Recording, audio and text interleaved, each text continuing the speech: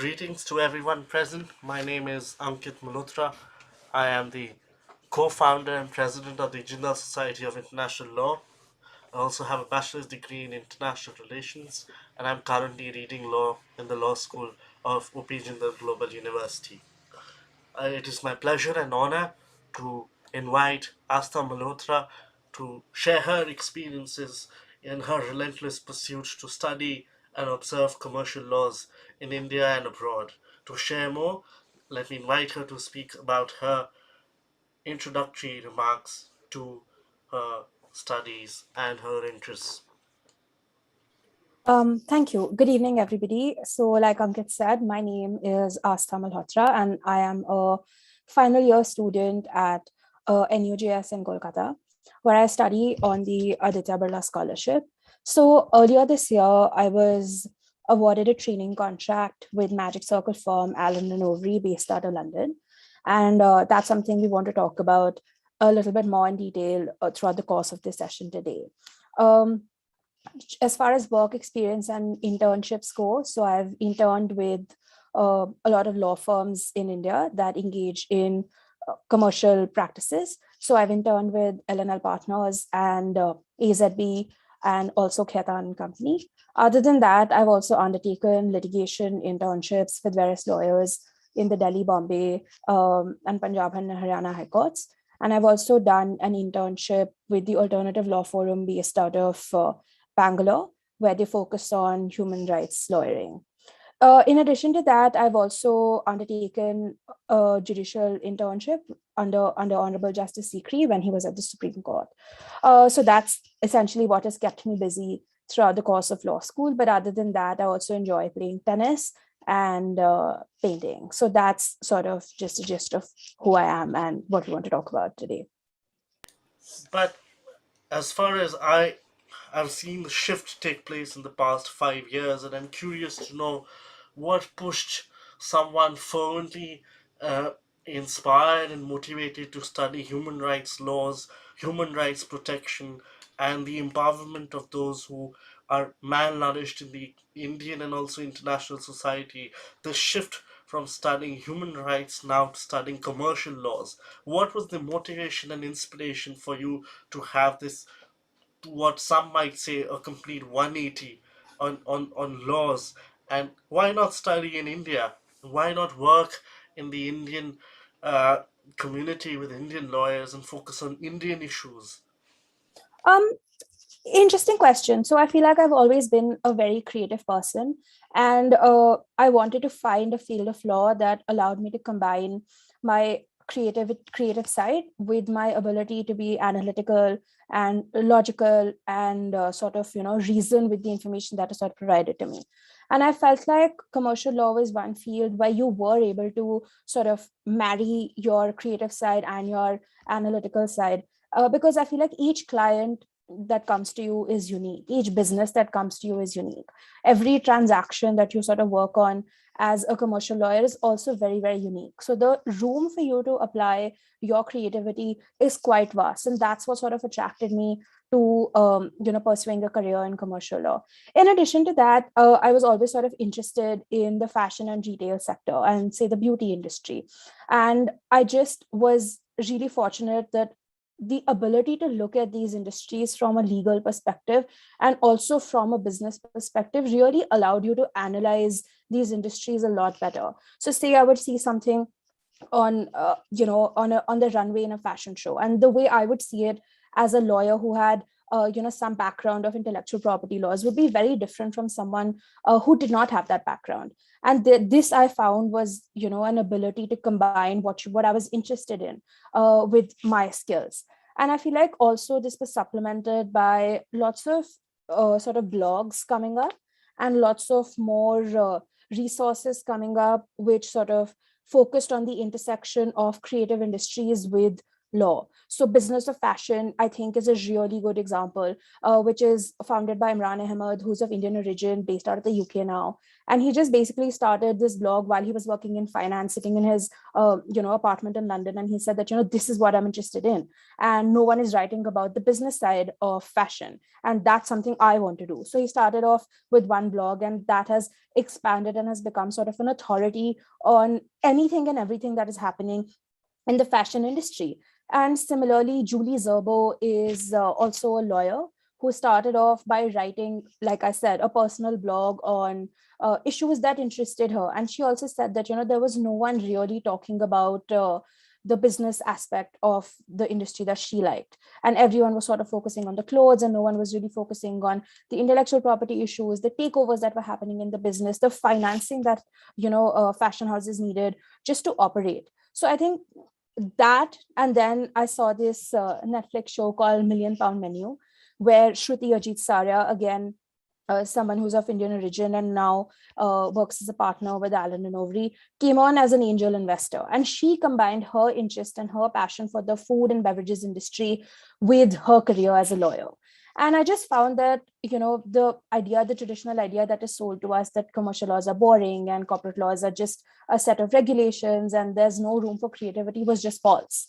And I started exploring, what I could do, what changes I could make, and how I could find a career that suited my personality type. And I could find a career that, sort of allowed me to grow professionally and also grow personally.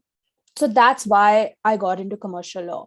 As far as wanting to work abroad goes, I feel like I was always keen on working in an environment that provided me with some global exposure, which is not to say that Indian firms don't do that, because that would be false. Indian firms are also carrying out transactions involving foreign clients. But I just feel like moving to a different country is an exciting experience in itself.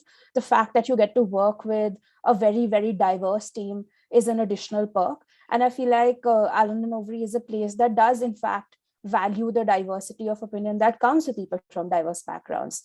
So I just think that all those factors led to me making the decisions that I did.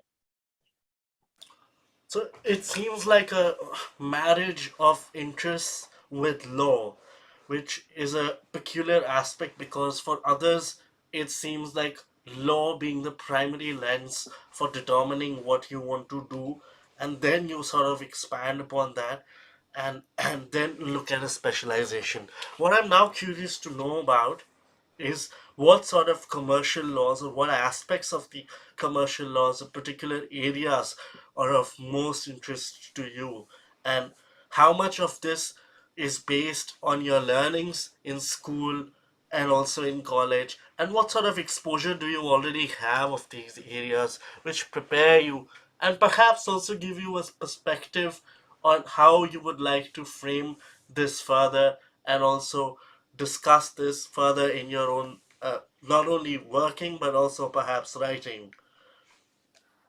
So I feel like the idea of what corporate law is missold to us as law students in India, and we're sort of, like I said, forced to only focus on how, it's just a bunch of regulations and all you have to do is read SEBI regulations all day, and there's no sort of room to go beyond that, which I would again say is false. And I feel like everything that you sort of study in law school contributes to how well you can perform as a commercial lawyer as well.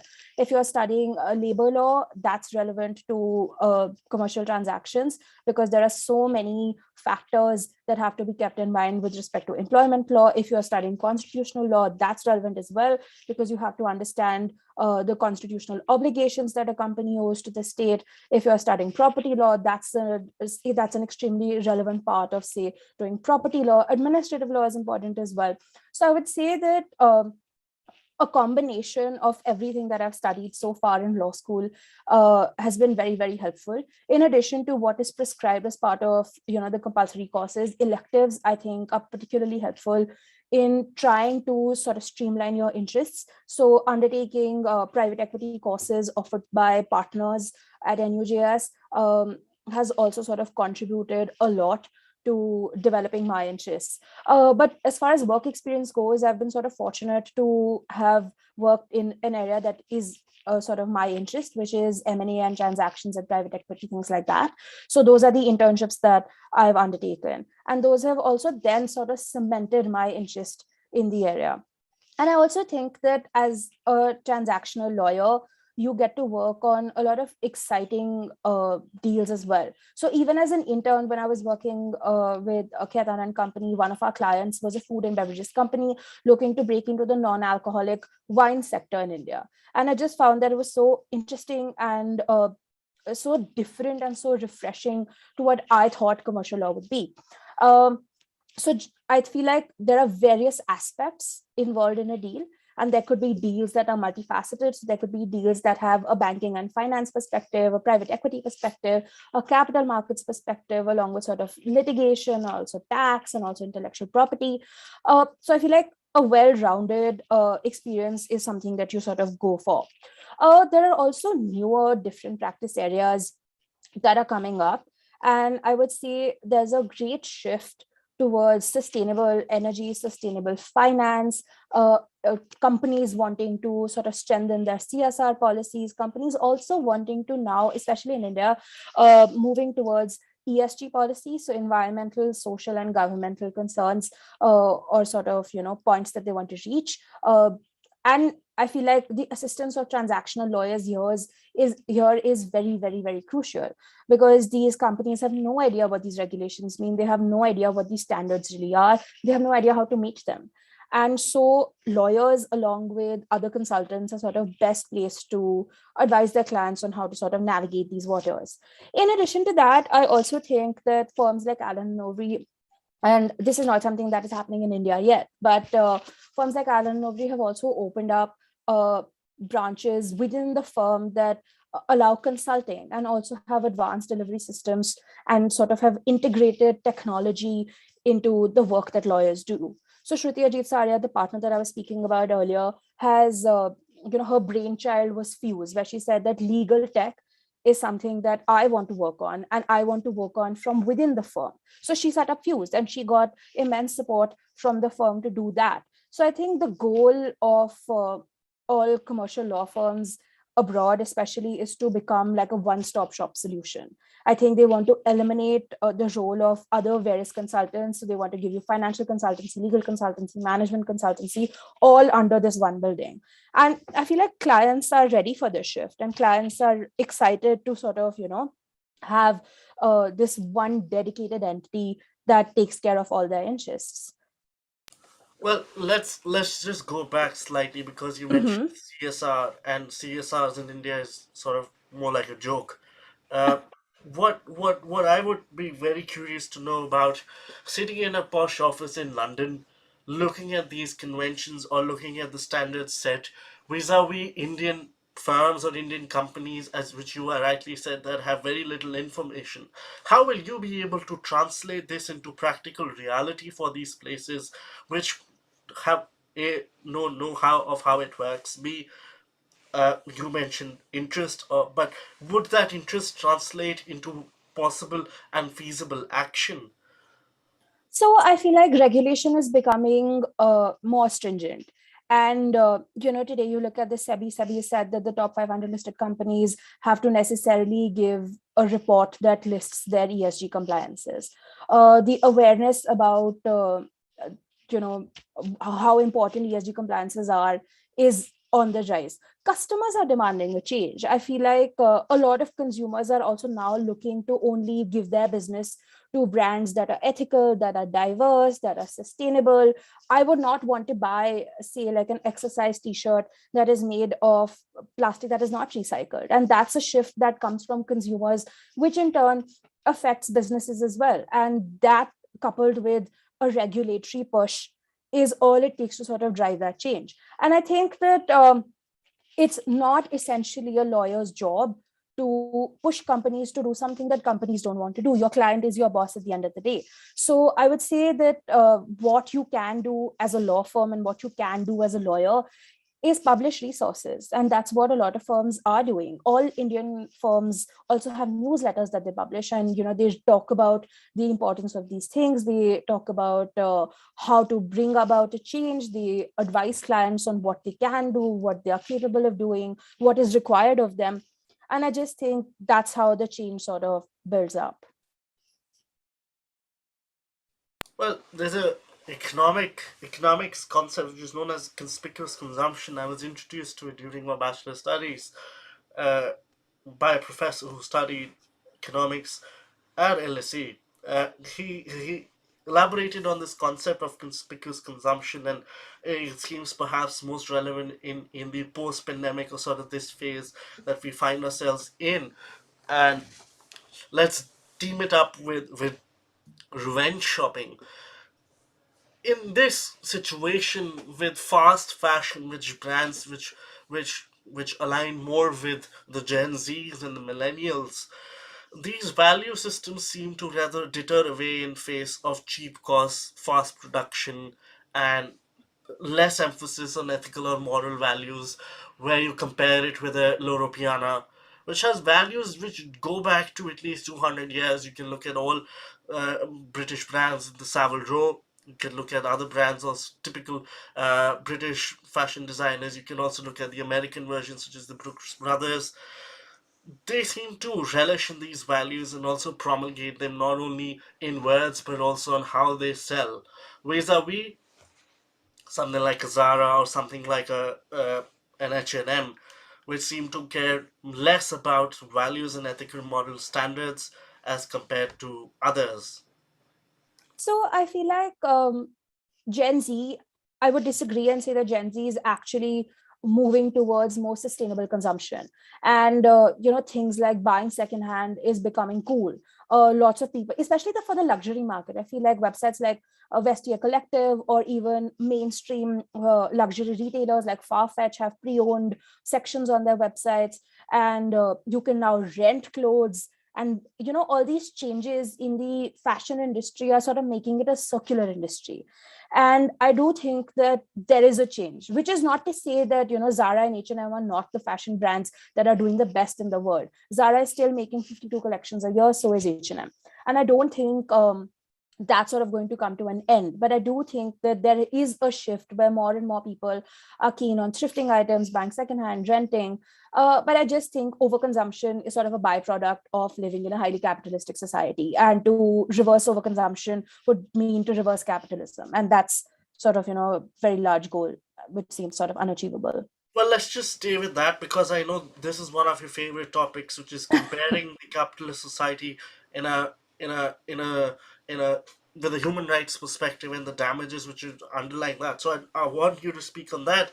And you mentioned change.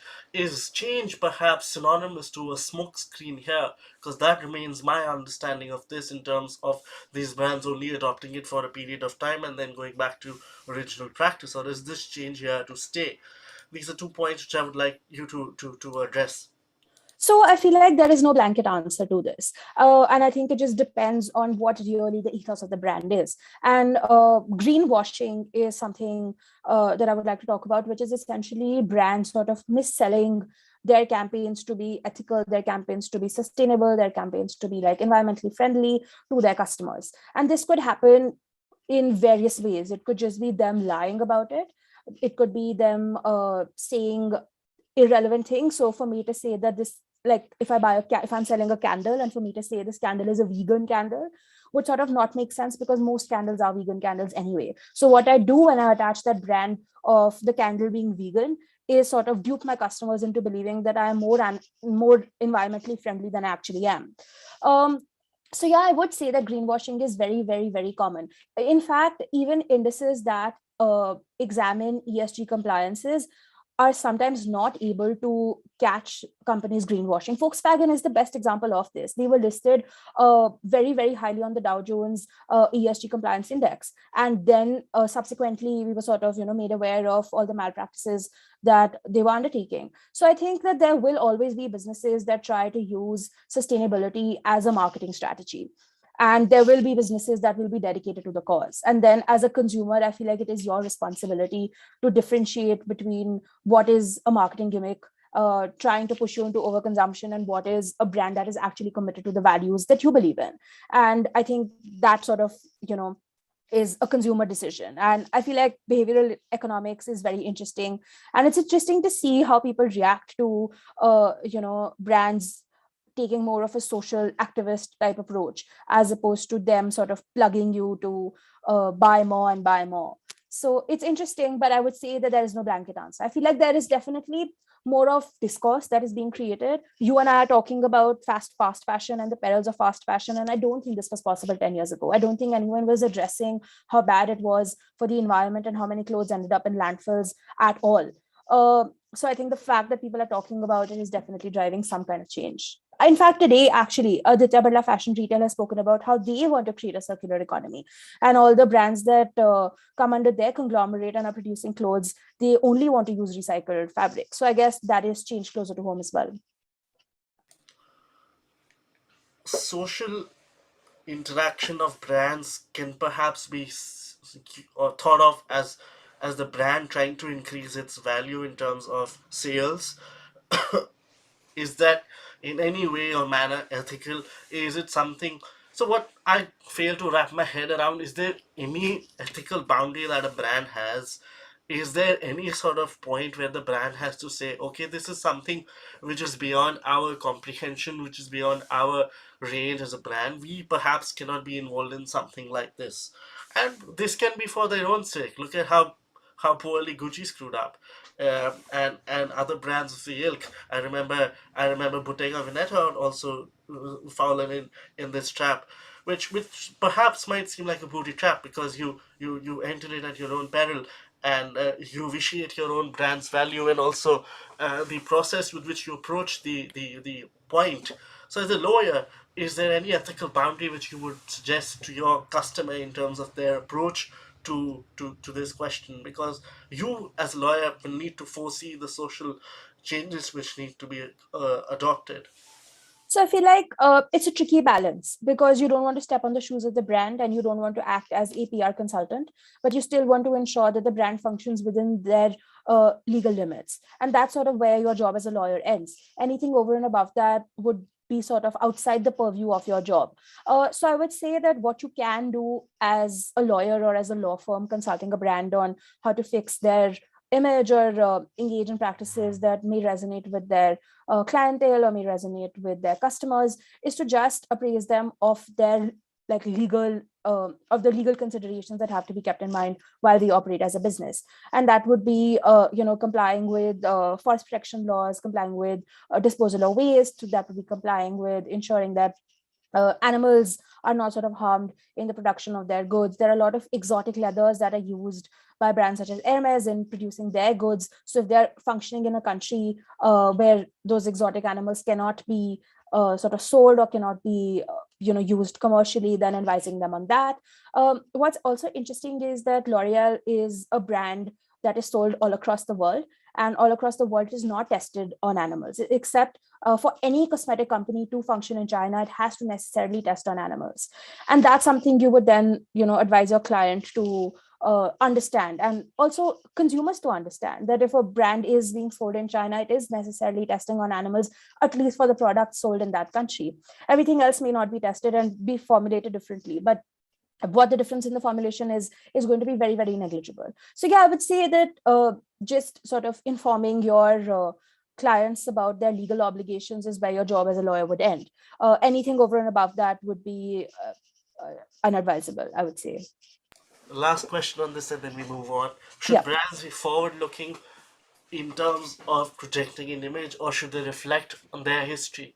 I ask this in the sense of Brooks Brothers reflecting on the cape which FDR wore at the Yalta conference, or Sir Winston Churchill's attire being made by brands at Savile Row. So, in that sense, should brands recognize and appreciate their historical value while be completely focused on creating products which are made for the 21st century, but not entirely made for the persons of the 21st century, i.e., the Gen Zs or millennials? So, this is a contrasting perspective which perhaps you could highlight on how brands should pitch themselves to the urban customer? I think it's very possible to do both. I think you can value your heritage and value your history and also appeal to a younger, newer clientele. And I would say the best example of this would be the saddlebag that was popularized by Dior many decades ago and has now come back. Or it would be Jackie Kennedy's Gucci bag that has also now come back. So I feel like when you take traditional ideas and when you take your traditional values and then rebrand them to appeal to your younger clientele is the best way to go forward, because it shows that the brand is committed to how it started, the brand is committed to its roots, but is also able and willing to change. And I think that's what's appealing to most customers these days. Also, I feel like with the rise in people's want to own vintage items and to buy secondhand and things like that, people are starting to value heritage a lot more, and people are now sort of looking towards how brands really started and what their signature items were. Which is not to say that street style doesn't exist, and Off-White is perhaps one of the companies that is doing the best. And there will always be newer trends, there will always be newer renditions of um, what the brand wants to make. But I think it's very, very possible to strike that fine balance and respect your heritage while still not losing out on the Gen Z clientele. Well, moving towards you and how you started studying commercial laws in your areas of interest and the engagement which you have had with these laws, I'd like to know more about this experience and how the formative strands of your understanding have been formed for you to build upon this and work uh, with ANO. So I feel like the most important thing is to just really enjoy your degree, which is what I definitely did. And I feel very fortunate that this is the degree that I chose to study, because I enjoyed the humanities aspect of it. And I really enjoyed the legal aspect of all the courses that I did as well. And I enjoyed my corporate law course, which is what led me to even explore my interests in the field.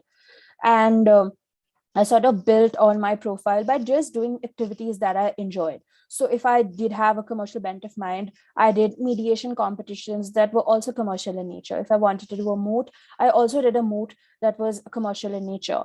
And I think it allowed me to really look at the real world application of what was being taught to me in an academic sense. And I thought that was very, very, very important, because I do think that our degrees can be very academic in nature and not teach you the practical realities of what you end up doing at a workplace. And it can be very disjunct. So I thought that the fact that I was able to sort of also understand the practical applicabilities of what I was doing was very, very helpful. But I would also say that other extracurricular activities like being editor of the law review at NUJS or just debating also gave me skills that firms like Allen and Overy really value. The fact that I was able to debate and think on my feet and engage in public speaking, that I was able to develop a confidence and not be hesitant to talk to people and just network was important. When I was working for the law review, the fact that I was able to, work with my peers, but also communicate effectively with all the legal luminaries that were writing for the law review was important. The fact that I was mentoring 4 students in an academic year was also important, alongside the fact that I was also writing a full-length academic paper. So I think focusing on skills is very, very important. Deciding what skills you want to hone is important, and not doing things just because everyone else is doing it. And I feel like this is a hamster wheel that a lot of law students get stuck in. Mooting is the prime activity. Let me moot. ADR is now becoming the prime activity. Let me engage in ADR competitions. Let me write a paper because everyone is writing a paper, even if it's a random blog post. That doesn't gain much traction at all. So I would say it's most important to really just enjoy your degree and enjoy the extracurricular activities that you do as part of your degree. Other than that, I feel like we're really fortunate to live in the day and age that we do, because the resources online are just limitless. Anything you want to read about is available on the internet. There is someone writing about whatever you want to read. And this is how I sort of stumbled on a Business of Fashion and Julie Zerber's blog. And I was just so fascinated that there were people doing so much with their time and people doing things that they really were interested in. And also I feel like when you're looking for resources online, you are able to find things that interest you specifically, and that can be very refreshing from readings that are administered to you to read for class. So I feel like it's a good way to sort of divert from that as well. And it's very refreshing. And in addition to that, I think what I did, and I was very fortunate to do, was I developed a commercial acumen. And this is not to say that this happens overnight. I think you have to have an interest, and then the acumen can be developed very, very easily. So I think reading financial news was very important to me. So I read the Wall Street Journal. I got a subscription to the Financial Times. If I didn't want to read the Financial Times text, I would hear the podcast. Every day while I would shower, I would hear the Financial Times podcast. And that was something that really allowed me to receive information in a way that I was receptive to it. And I think this is what we really need to focus more on in law school. Not everyone likes to sit in a classroom and hear a teacher talk. Not everyone likes to read, but some people really do enjoy that. Like, I do think that I'm a very good classroom learner, and I enjoy having a conversation. I enjoy someone speaking to me. Whereas some people are more of like self learners and really like to read a lot of material and understand that material on their own time and do things their own way. So I think it's very important to figure out what kind of a learner you are, and then approach the resources that you want, because the resources are available in whatever form you like. If you want to watch a documentary, or if you want to watch a video about how merger takes place, you can do that. YouTube is free for everybody. And if you want to read books on the subject, that's an option as well. If you want to talk to someone about it, I'm sure your university has someone you can talk to. And this is true for all universities, regardless of whether it's an NLU, whether it's Jindal, whether it's a state school, whatever it is. So I think finding what you like and finding how you like to do it is very, very important. So what this is essentially what I did. And I also then gathered work experience to demonstrate that my interest also translated into achievement. And that I felt like was very important. And I think most law schools have a very streamlined process of applying for commercial law internships. So that's what I did. I applied on my own independently to firms as well. I applied through the recruitment placement committee at NUJS. And I also didn't make up my mind after my first internship. I wasn't the kind of person that did a family law internship and decided that this is what I want to do for the rest of my life. I wanted to give myself the flexibility of choosing and having a choice. And that's why I did like a multiplicity of internships, where I did one with a family lawyer, one with a general civil lawyer, one with research organization, and then decided what aspects of what internship I liked, and then made up my mind. And I think doing a 5-year degree gives you a lot of that flexibility, because the first 3 years you're sort of on your own time. You have a lot of time to figure these things out. And that's why I really like this integrated BA-LLB. So that's what I planned. And then the application process for a training contract at a Magic Circle law firm is quite comprehensive, I would say. So the summer after your third year, and the summer before your fourth year is when you sort of write your written application. Written applications can differ from firm to firm, but generally it'll ask you for your personal details, your academic qualifications, your grades, and there will be some subjective questions. Those subjective questions will generally be to gauge your interest in the commercial world and to get an understanding of how well you understand the firm's values. Then there is a stage of psychometric testing. So this is mostly called a situation judgment test. And the firm just wants to gauge how you would respond to a situation if you were a trainee lawyer. So they just want to see what your priorities are, what your thought process is, what your working style is.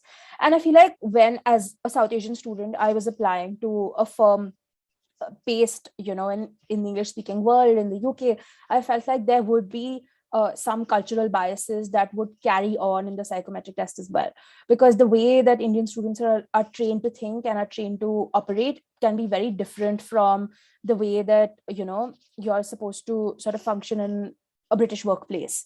And I was aware of it, and I was hesitant that this could be something that held me back. But then I think that's just something you have to tide over and really think about when you're answering the test. So this is stage one. And then shortlisted students are invited for the assessment center.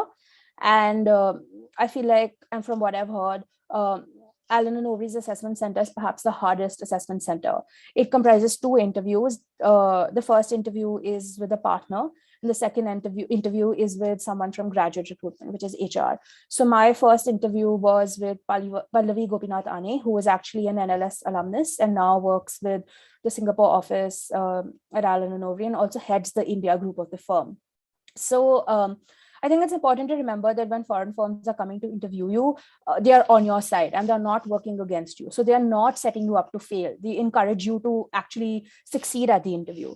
So they give you a case study. And my case study, very fortunately, was also involving the retail and fashion sector. And you're supposed to analyze the case study from a business perspective and also a legal perspective, which I found quite tricky to prepare for because it was something that I had not studied in law school. I did humanities in the 11th and 12th, and I had no idea how to read a balance sheet, and I had no idea how to estimate profit loss, and I had no idea how to evaluate a company. And these are all things I had to learn in order to prepare for my interview. And I think the fact that I had an interest and had familiarized myself with, how a transaction takes place and how a business is sort of taken over by another business, that really helped. So the interview essentially comprises you doing a presentation on certain targeted points that are sort of given to you in the question itself. And then you have a conversation with the partner, and the partner will ask you questions. The partner will try to understand what your thought process was. They may also give you some feedback on what they thought you could or couldn't do better. And they're also very, very, very open to having just a general casual conversation about like the world.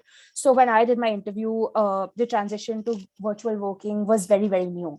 And I was very keen to know how lawyers had adopted the new normal and what they were doing to ensure that business didn't suffer and that their clients were happy. Because I feel like, especially in countries like India and South Asia, client relationships are so important, and maintaining those client relationships with meeting them and, establishing a personal rapport is even more crucial. So yeah, I was able to chat with the partner about, the transition and how the firm was doing and how she was doing and how she was balancing managing the team. So that was my first interview. And then my second interview was with Hannah Rolfe, who heads the graduate recruitment team at Allen and Overy. And what I really liked about ANO was their forward-thinking policy. So instead of focusing on your achievements and what you have done, they are more keen to know what you're capable of doing and where your potential lies, which was very important to me because, like I said, being a South Asian student, not having the same access to the internships that my counterparts had done, it was important for me that the firm was also on the same page, and was important for me to know that the firm was also willing to inspect what my potential could be.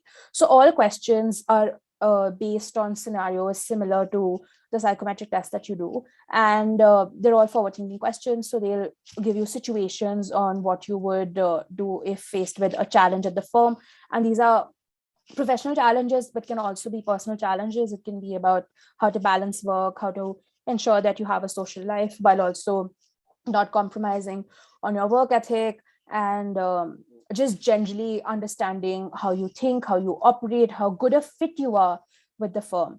And similar to my experience with the partner, Hannah was also very, very friendly and warm, and was able to talk to me about, the challenges that she faced as part of graduate recruitment to transition to a completely virtual recruitment process, because this had never been done before. My batch was the first batch where we didn't have partners flying in from London to Delhi and us being flown out to Delhi as well to do these interviews. It's the first time that everything had gone online and no one knew how to navigate there. So it was interesting to have a conversation with her about it.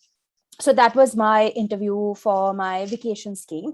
And then I heard soon after that I had been successful and had been granted a place on the vacation scheme, which is essentially an internship that you do with the firm, which comprises group tasks, individual tasks. I sat in the international capital markets team.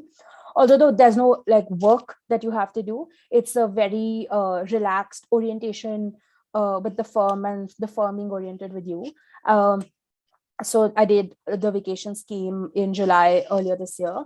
And then soon after, I heard that I had been offered a training contract. So the training contract is what commences in February of 2023. And I spent that time before that prepping for the SQE. Well, before I pose the question, let me just share that Lionel Barber, who was the former editor, will be very soon speaking with the society, because I found one of his interviews quite riveting. He was speaking Mm-hmm. to the Russian president, wherein the Russian president made the very famous statement on liberal democracies. I shall pause there on that front, but ask my question now, which is with respect to support and scholarly advice, which your university is so famous for, and peer and mentor support, which is given so handsomely and without anything being asked in return. Philanthropy, which is sort of the elder brother of this, still lacks, but lacks due to the young age of the university itself. I'm sure that will come, and persons like you will fund students who cannot avail of these opportunities due to whatever reason. But I want you to speak about support from your peers, also from your mentors, and also persons who are elder enough to guide you whether or not this is an opportunity which is for you destined, and also whether you feel you are destined to go there or were you determined to go there. So I feel like there is a lot of support at NUJS, and a lot of that comes from alumni. It comes from alumni that is working abroad. And everyone that I got in touch with was very, very receptive to me, asking them questions about their interviews, how they like working at the firm, the process of getting to where they are. And I thought that was very, very meaningful. I also found a lot of support in some of my teachers who were kind enough to be my referees, and also sort of, put me in touch with their friends or people in their professional networks who were doing a similar sort of thing. So I think there is a lot of support in that area. But I do think that in India as a whole, there are not very many resources that someone who was in my position 2 years ago would find helpful. And I think that there is very little information on how to apply for a vacation scheme and how to get a training contract, whether firms are able to sponsor things like your visa, or whether firms are even eligible to sponsor your visa. And there are so many logistical hurdles in having to clear the SQE, which was previously the QLTS, and there are other sort of changes in qualification that you have to undertake. So I think all of that is absent. What is also absent is a larger student community or peer focused like group. And I found that in the UK there is a very, very popular blog called the Corporate Law Academy, which is just crowd funded, crowdsourced information on how to apply to all foreign law firms. So I think something like that would really change the scenario and would really increase the number of students who are applying for these jobs and the number of students who are getting accepted for these jobs, because the statistics are really not looking good for us right now. So ANO has taken 2 students from uh, all over India this year. And the year before that, I think there was one. And the year before that, also, I think there were only a few. So I think, for a country that produces so much intellectual wealth, I don't know where we sort of lose out. Is it that not enough students are applying? Is it that not enough students are applying correctly? Or is it just that they don't want too many students where they have to sponsor visas and just sort of, get involved in the logistics of it? So I do think that there is some support, and my support came primarily from being associated with NUJS. But I do recognize that not everyone has that opportunity. There are very successful students studying in colleges that are not that well recognized, or colleges that don't have alumnus going to work in firms like ANO. So I wonder, what kind of support they have. And I wonder, how assisted they feel in their journeys to pursue a career abroad. And I would say not very assisted or not very supported at all. So I feel like that's a change that the student community can really bring in. And I think that's an effort that we have to sort of move towards now. Well, that's quite interesting, but let's pick on that a bit. You spoke about diversity and the lack of diversity. There's a fascinating talk by the founder and CEO of Social Capital, and this is one of the founders of Facebook, who spoke about the psychology of captivating persons. When he spoke at Stanford University and money as an instrument of change, he made a riveting point about diversity inclusivity. He said it's not about having persons of XYZ color, but persons with different opinions and different perspectives of not only work but also life writ large. So perhaps that's the ingredient which is missing too many students are ready to bow down or be yes men, or just to say yes to whatever their bosses say, and do not really have the perspective to put a different view forward. So is it then the lack of grooming or lack of educational perspective which is given to them, or which is perhaps their lack, a lack of their ability to grasp or to take the efforts, because too many of us spend too much time on Netflix today. I agree. I think a large part of the reason that not many Indian students are accepted to universities abroad or to firms abroad is just failings of the Indian education system. And I would say that there are change makers like Madhava Menon, like Naveen Jindal, who are trying to bring about a change. And the conception of the NLU was something that was so unique. And Jindal being set up was also something that really pushed education in India forward. But I think CBSE and the traditional route to education really forces you to just become another brick in the wall, and your ability to think beyond the confines of what is sort of fed to you is not very strong at all. And I would say that that affects the way you write your applications as well, because if you're not encouraged to think creatively, if you're not encouraged to find what you're passionate about even within the confines of a law degree, then what will you write about? It will just end up being a lot of applications talking about the same things, because all students have done sort of the same extracurricular activities and have done the same and have the same grades and have basically led the same lives. So then what is it that sets you apart? Nothing, right? So I think that there is an acute lack of encouraging people to be themselves in law school, and that's something that needs to change. Would I say that there is no value, inherent value, in representation of people from different backgrounds? Absolutely not. I think that definitely there is a lot that an individual can bring to the table just by the virtue of them being from a different background and them being from a different race. And that's something that foreign firms are starting to recognize as well. I remember one of the orientations that we had, which spoke about racial support. They spoke about how diversity is not sort of the goal, inclusivity is the goal, and diversity is the byproduct of it. So when you make your workspace more inclusive and you make your workspace more understanding and accommodative of different perspectives of people who come from different backgrounds, is when diversity is something that automatically happens. And I thought that that was quite interesting, because we're sort of geared towards thinking that diversity is the starting step, and I don't think it is. I think inclusivity is, and diversity sort of comes from it. So yeah, I think that our education system trains us to think a different way, and it's very difficult to snap out of it, but it's possible. Is it to think in a certain perspective or in a similar perspective? Because what happens, at least with our generation, is complicity, complicity, complicity, complicity. If you don't fall within the small paradigm of what is agreeable to your peers, you would be outcast, the black sheep. Thus you then feel isolated within your own self, within your own community of the circle, and then you ascribe to the same values which deters your own personality and what makes you you.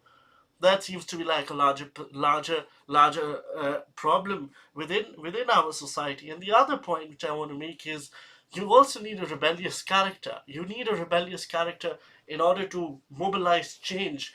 I remember this so vividly because our vice chancellor was a rebel in some sense.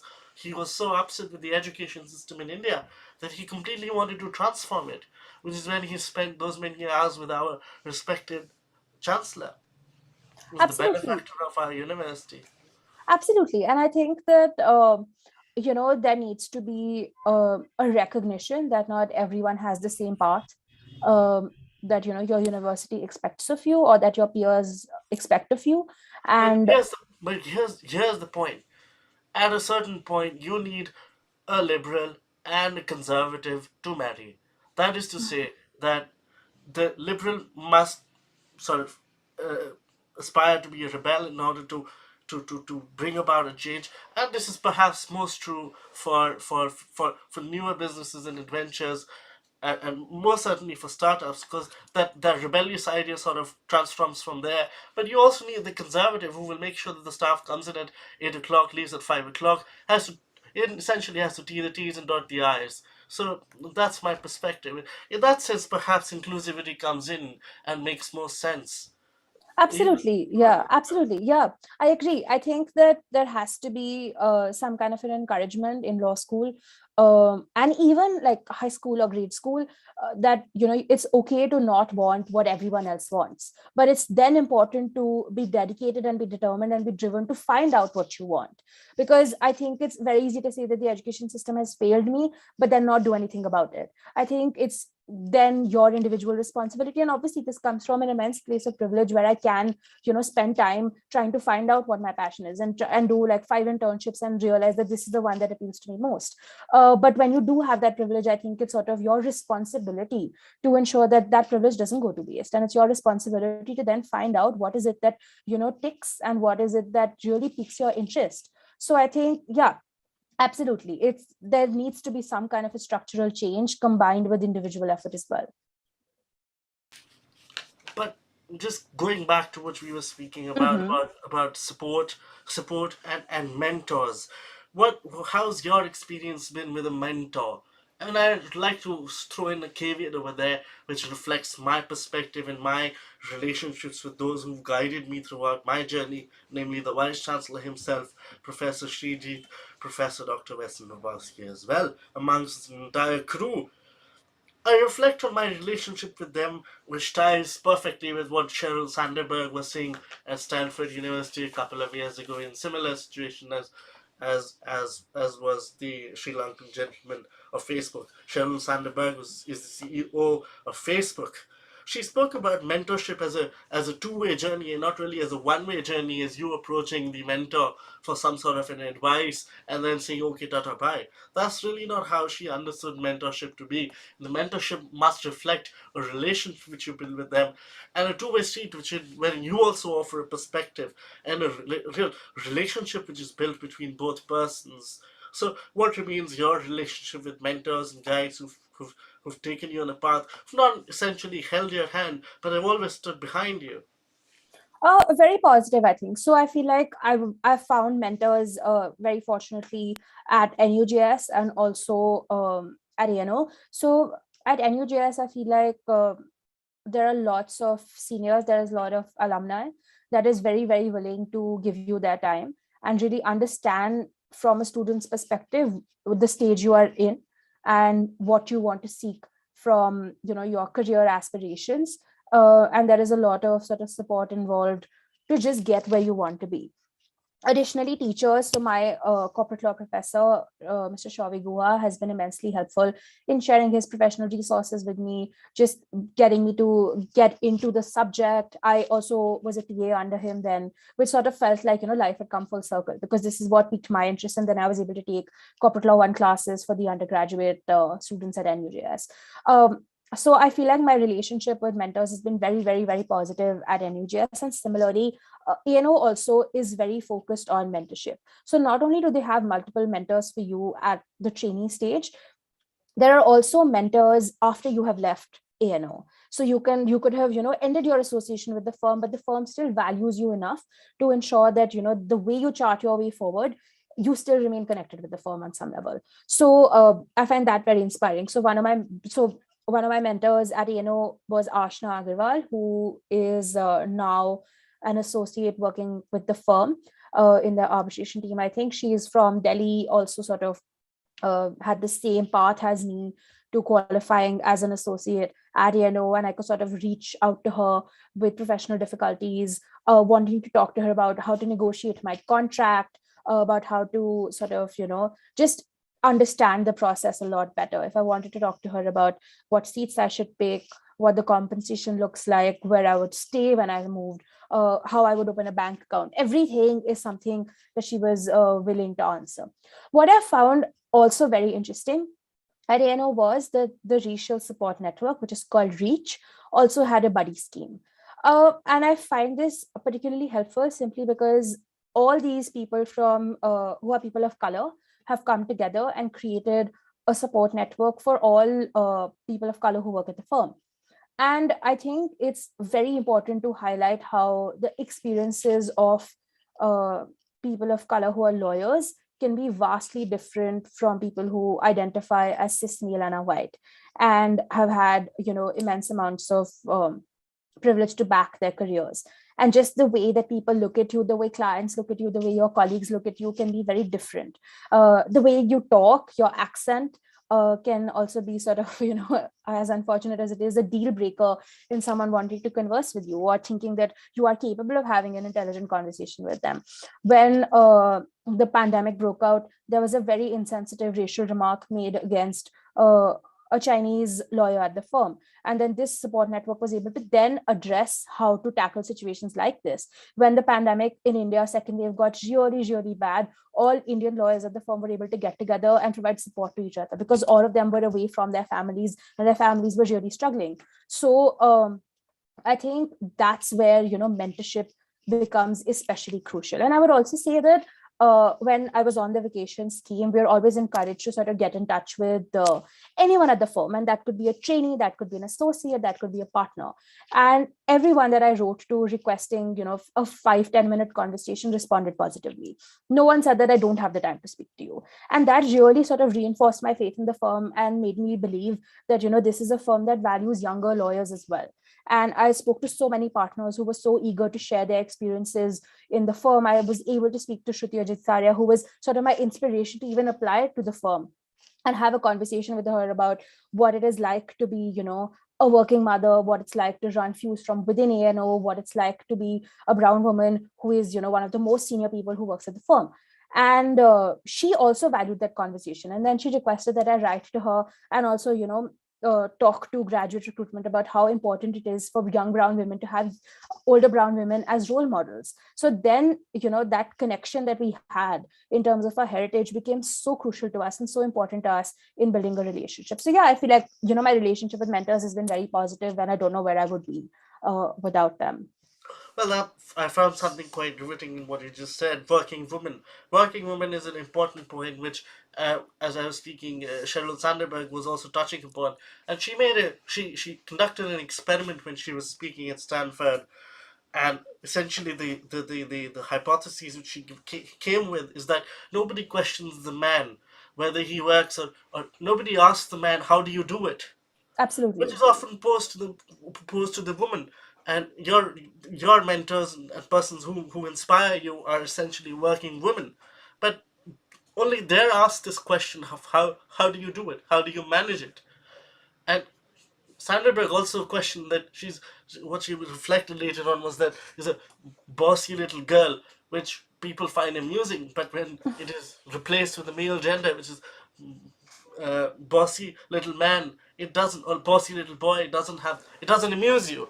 So what she was essentially trying to reflect is the stereotypical gender norms which determine our society. You in your position of privilege and a lot of, one might say, sagacity and also wisdom, would you, through your position, aspire change? And how would you aspire change? Would you empower women not for the sake of empowerment, but for the sake of humanity writ large? This reflects quite well in what Amartya Sen's writes as development as freedom, and he says that if you teach a woman, or if you educate a woman, you educate an entire household. But then if you educate a man, you educate just one person. Oh, absolutely. So even while I was at NUJS and I was debating competitively, a very big problem that I faced as a woman debater was that there just weren't enough women debating. We would go on all these competitions together, and it would be me and another girl, and just 5 different boys or 10 different boys. And very, very large contingents also had very few women who wanted to debate. And this could be for a variety of reasons, right? This could be because they didn't feel confident in, being good debaters. They didn't want to participate in intra-university events, which then led them to not want to participate in inter-university events. But then the larger issue was also the logistics of how these debating competitions happened, right? You would have to share rooms. Most people were not comfortable with it. Most parents were not comfortable with it. So then I found like a very simple solution to it, which was just to start a club where women debaters or women who were interested to debate would sort of meet in the evenings and just discuss what it was like to be a woman and what it was like to be a woman who was debating. And I feel like the fact that we could just sit there and share our experiences in solidarity and comfort each other about, what is possible, what isn't possible, what is a good way to navigate these things, how do you convince your parents to let you go for these trips, that brought about a lot of change. And the numbers of women who then started debating just, from having a conversation increase manifold. So I feel like this is something that I'm very, very, very passionate about. And I feel like going into my career, I definitely want to, speak to more like girl students, speak to more girls who are interested to pursue law, and encourage them to do what they want to do. And I think having role models is so important, because I feel like 30-20 years ago, it would be impossible for a young brown girl to see you know Allen and Overy's India group being headed by an Indian woman, and or Fuse being started by an Indian woman. It was just not a reality. And the fact that it is a reality today also puts a responsibility onto us who have now found ourselves in these positions, to allow others to also be in this position, and to sort of pave the way for them, and to also encourage them to just follow this path and not be scared, and not think of law as an old boys club, which it has been for a very, very long time. And I feel like the democratization of workplaces is happening abroad. I feel like with these support networks, more and more younger lawyers are able to speak out and speak about the treatment that they are meted out with at work. I feel like there is a change in the ways in which these conversations happen. There are women support networks at ANO as well, for all women to get together and talk about how their male colleagues or male superiors speak to them or speak down at them. This is not a conversation that was happening even 5 years ago, I think. So I think there is a gradual shift, but the responsibility is still on the ones like me, who are now in this position to bring about a meaningful change. Yeah, so I think it's something that's very close to my heart.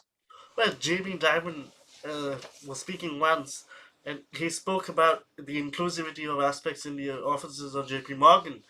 And he spoke about the inclusivity of all members in the boardroom, not only for customary sake and for not only for the gents to discuss how they spend the weekend, which was essentially of playing golf and then having Bloody Marys and then going back to the homes on Saturday or Sunday evenings.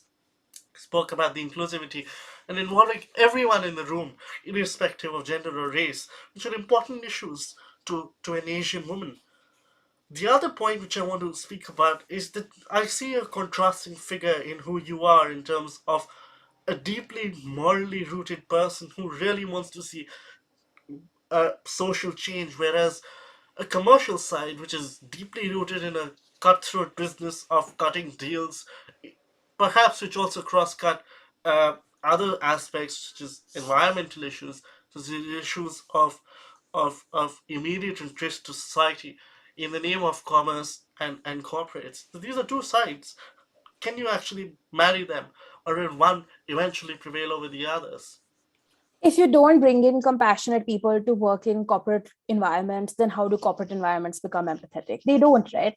And I think that we have to sort of reject this idea that you can only be highly capitalistic, and you can only be very sort of right wing in your economic approach and be successful as a lawyer. I think you need to transform the way law firms function, and law firms are transforming themselves as well.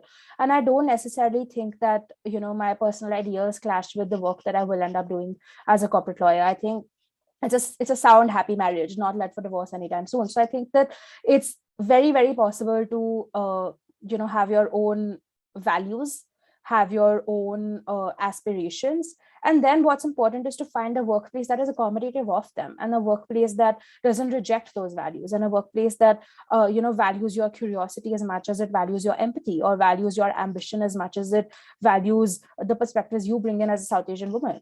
And I think making workplaces more accommodative of these ideas is what we have to do. Because if empaths like me are only restricted to working in, say, the human rights sector, then how does the corporate world ever change? It doesn't.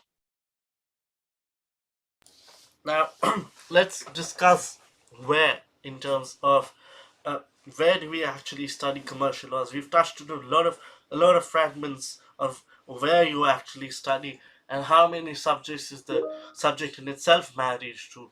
But where uh, can you share how to pursue these options, and also postgraduate options where one should consider, and have you considered, and if not, then why?